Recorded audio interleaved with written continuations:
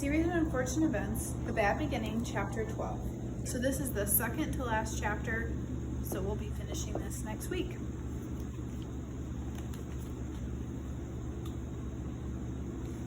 Chapter 12. As Violet and Klaus Baudelaire stood, still in their nightgown and pajamas, backstage at Count Olaf's theater, they were of two minds, a phrase which here means they felt two different ways at the same time. On one hand, they were filled with dread. From the murmur of voices they heard on the stage, the two Baudelaire orphans could tell that the performance of The Marvelous Marriage had begun, and it seemed too late to do anything to foil Count Olaf's plan. On the other hand, however, they were fascinated, as they had never been backstage at a theatrical production, and there was so much to see. Members of the troupe hurried this way and that, too busy to even look at them. Three very short men were carrying a large flat piece of wood painted to look like a living room. The two white-faced women were arranging flowers in a vase that looked from far away appearing to be marble, but close up looked more like cardboard. An important-looking man with warts all over his face was adjusting enormous light fixtures. As the children peeked on stage, they could see Count Olaf in his fancy suit declaiming some lines from the play, just as a curtain came down, controlled by a woman with very short hair who was pulling on a long rope attached to a pulley. Despite their fear, you see, the two older Baudelaires were very interested in what was going on and only wished that they were not involved in any way. As the curtain fell, Count Olaf strode off stage and looked at the children. "It's the end of Act 2. Why aren't the orphans in their costumes?" he hissed to the two white-faced women. Then, as the audience broke into applause, his angry expression turned one of joy and he walked back on stage. Gesturing to the short-haired woman to raise the curtain, he strode to the exact center of the stage and took elaborate bows as the curtain came up. He waved and blew kisses to the audience as the curtain came down again, and then his face once again filled with anger. "Intermission is only 10 minutes, he said, "and then the children have to perform. Get them into costumes, quickly." Without a word, the two white-faced women grabbed Violet and Klaus by their wrists and led them into a dressing room. The room was dusty but shiny, covered in mirrors and tiny lights so the actors could see better to put on their makeup and wigs, and there were people calling out to one another and laughing as they changed their clothes. One white-faced woman yanked Violet's arms up and pulled her nightgown off her head and thrust a dirty, lacy white dress at her to put on.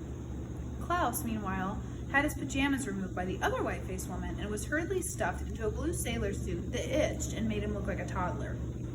"Isn't this exciting?" said a voice, and the children turned to see Justice Strauss, all dressed up in her judge's robes and powdered wig. She was clutching a small book. "You children look wonderful." "So do you," Klaus said. "What's that book?"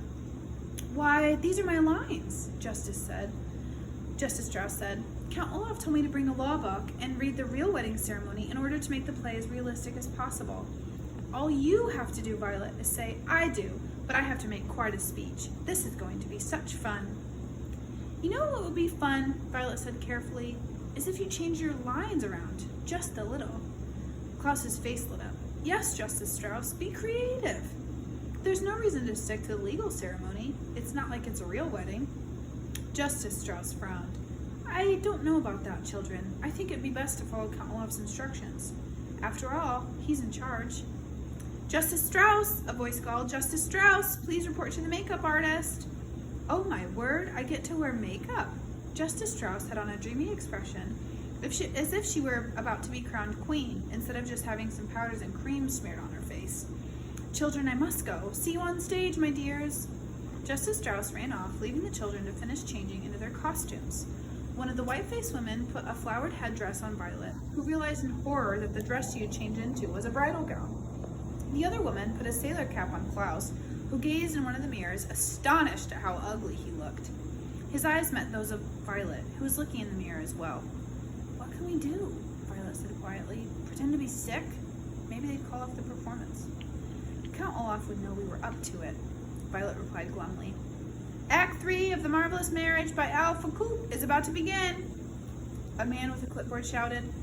"Everyone, please get in your places for Act 3. The actors rushed out of the room, and the white-faced women grabbed the children and hustled them out after them. The backstage area was in complete pandemonium, a word which here means actors and stagehands running around attending to last-minute details. The bald man with the long nose hurried by the children, then stopped himself, looked at Violet in her wedding dress, and smirked. "No funny stuff," he said to them, waggling a bony finger. Remember, when you go out there, just do exactly what you're supposed to do. Count Olaf will be holding his walkie-talkie during the entire act, and if you even do one thing wrong, he'll be giving Sunny a call up there in the tower. Yes, yes, Klaus said bitterly. He was tired of being threatened in the same way over and over. You will do exactly as planned, the man said again. I'm sure they will, said a voice suddenly, and the children turned to see Mr. Poe, dressed very formally and accompanied by his wife. He smiled at the children and came over to shake their hands. Polly and I just wanted to tell you to break a leg. What? Klaus said, alarmed. That's a theater term, Mr. Poe explained, meaning good luck on tonight's performance. I'm glad that you children have adjusted to life with your new father and are participating in family activities.